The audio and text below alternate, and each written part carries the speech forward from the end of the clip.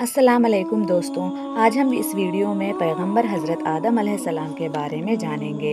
1,24,000 انبیاء اکرام میں سے سب سے پہلے نبی، سب سے پہلے انسان حضرت آدم علیہ السلام ہیں، جن کو ابو البشر یعنی سبھی انسانوں کا باپ بھی کہا جاتا ہے۔ اللہ نے انہیں بنا ماں باپ کے بنایا ہے۔ سورہ بقرہ میں اللہ نے آدم علیہ السلام کا ذکر کیا ہے۔ اللہ نے جب انسان کی مخلوق کو پیدا کرنے کا فیصلہ کیا تو اللہ نے فرشتوں سے کہا، میں زمین میں اپنا ایک خلیفہ بنانے والا ہوں۔ فرشتوں کو لگا کہ ان کی عبادت میں کوئی کمی رہ گئی ہے، اسی لیے اللہ نے نئی مخلوق کو بنانے کا ارادہ کیا۔ اس وقت زمین پر جنات رہتے تھے اور ابلیس کی بادشاہت تھی۔ آدم علیہ السلام کے بارے میں جاننے سے پہلے شیطان کے بارے میں جاننا ضروری ہے، کیونکہ اس واقعے کا شیطان سے گہرا تعلق ہے۔ اللہ تعالیٰ نے اس مخلوق کو بہت ہی خوبصورت، شرافت اور بزرگی سے نوازا تھا۔ اللہ نے ابلیس کو زمین و آسمان کی بادشاہت عطا فرمائی تھی۔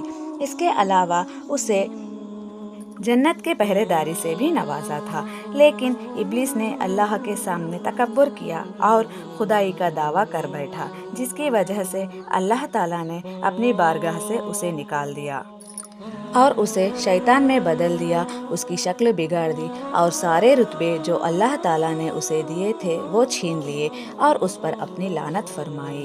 اس کو آسمان سے نکال دیا اور آخرت میں اس کا اور اس کی پیروی کرنے والوں کا ٹھکانہ جہنم کر دیا۔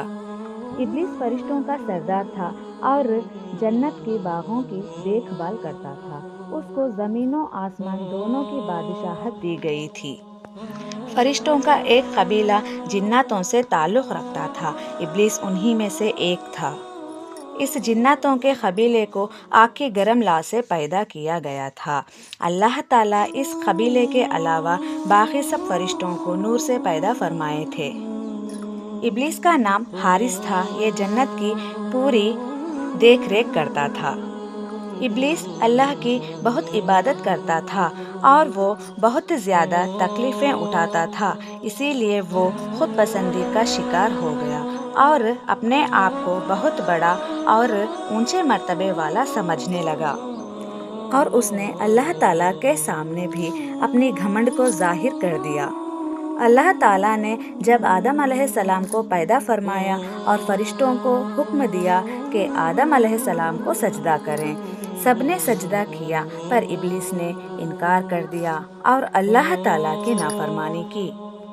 اللہ تعالیٰ نے ابلیس سے پوچھا، تو نے کیوں آدم کو سجدہ نہیں کیا؟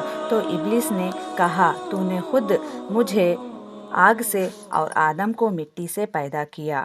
شیطان کا جواب تکبر اور جہالت والا تھا۔ اس سے اللہ تعالیٰ بہت غضبناک ہوا اور ابلیس کو اپنے رحمتوں سے نکال دیا اور جہنم میں ڈال دیا۔ شیطان نے تکبر اور استغفار کرنے کے بدلے اللہ تعالیٰ سے کھلی بغاوت کر دی اور قیامت تک آدم علیہ السلام کی نسلوں کو بہکانے کے لیے مہلت مانگ لی۔ اللہ تعالیٰ کے علم اور حکمت کا بھی یہی تقاضا تھا کہ اولاد آدم کی آزمائش کی جائے، لہٰذا شیطان کی درخواست منظور کی گئی اور اسے لمبی عمر عطا کی، اور ساتھ میں وہ سارا سامان بھی دیا گیا جو نسل آدم کو گمراہ کرنے کے لیے چاہیے تھا۔ آئیے اب جانتے ہیں کہ آدم علیہ السلام کی پیدائش کیسے ہوئی۔ جب اللہ نے آدم علیہ السلام کو پیدا کرنا چاہا تو اللہ نے حضرت جبرائیل علیہ السلام کو حکم دیا کہ زمین سے ایک مٹھی مٹی اٹھا کر لے آؤ۔ حضرت جبرائیل علیہ السلام زمین سے مٹی اٹھانی چاہی تو زمین نے پوچھا کہ آپ مٹی کیوں لینا چاہتے ہو؟ تو جبرائیل علیہ السلام نے جواب دیا کہ اللہ مٹی سے انسان کو بنانا چاہتے ہیں جو کہ زمین پر اللہ کا خلیفہ ہوگا۔ تب زمین نے جبرائیل علیہ السلام سے کہا کہ میں اللہ سے معافی مانگتی ہوں کہہ کر مٹی دینے سے انکار کر دیا، اور انہوں نے اللہ سے کہا، اے میرے رب، زمین نے تجھ سے معافی مانگی اور مٹی دینے سے انکار کر دیا، مجھے تیرے نام اور تیری عزت کا ادب رکھتے ہوئے بنا مٹی لیے ہی واپس آنا پڑا۔ پھر اللہ نے حضرت میکائیل علیہ السلام کو بھیجا، پھر وہ بھی اسی طرح واپس آ گئے۔ پھر اللہ نے حضرت اسرائیل علیہ السلام کو بھیجا تو زمین نے ان سے پناہ مانگ لی، تو انہوں نے فرمایا کہ میں ان کی بات کا، ان کے حکم کا ادب کیے بغیر ہی واپس چلے جاؤں۔ پھر انہوں نے زمین سے مٹی لی اور اللہ کی بارگاہ میں واپس چلے گئے۔ تب اللہ نے حضرت اسرائیل علیہ السلام کو روح قبض کرنے کا حکم دے دیا اور کہا کہ تم نے ہی اس مٹی کو زمین سے الگ کیا اور تم ہی اس مٹی کو زمین میں ملاؤ گے۔ اور اس طرح حضرت اسرائیل علیہ السلام کا نام ملک الموت پڑا۔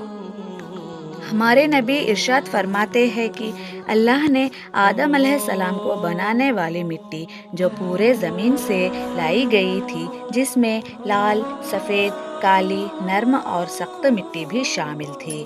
بعض مفسرین کا کہنا ہے کہ حضرت آدم علیہ السلام کو بنانے والی مٹی میں 60 قسم کے رنگ شامل تھے، وہ تمام ان کی اولاد میں پائے جائے گی۔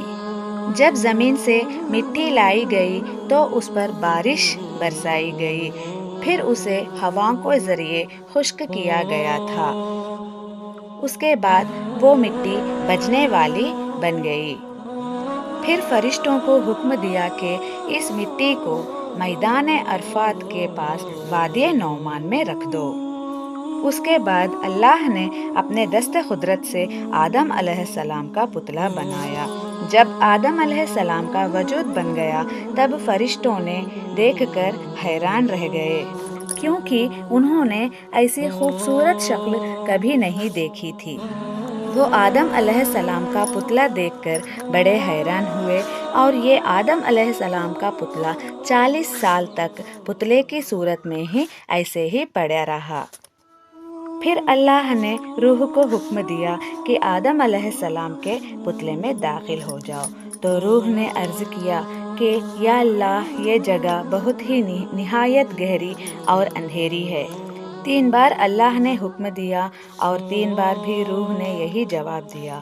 پھر اللہ نے فرمایا، اے روح، تو نہ چاہتے ہوئے بھی داخل ہو رہی ہو تو نکلنے میں بھی سخت تکلیف ہوگی۔ اسی لیے جب انسان کے جسم سے اس کی روح نکلتی ہے تو بہت زیادہ تکلیف ہوتی ہے۔ سب سے پہلے روح حضرت آدم علیہ السلام کے سر میں داخل ہوئی تو اللہ نے آدم علیہ السلام کے دل میں الحمدللہ کہنے کا علم فرمایا، تو آپ نے الحمدللہ پڑھا۔ اس پر اللہ نے خود یرحمک اللہ کہا تھا۔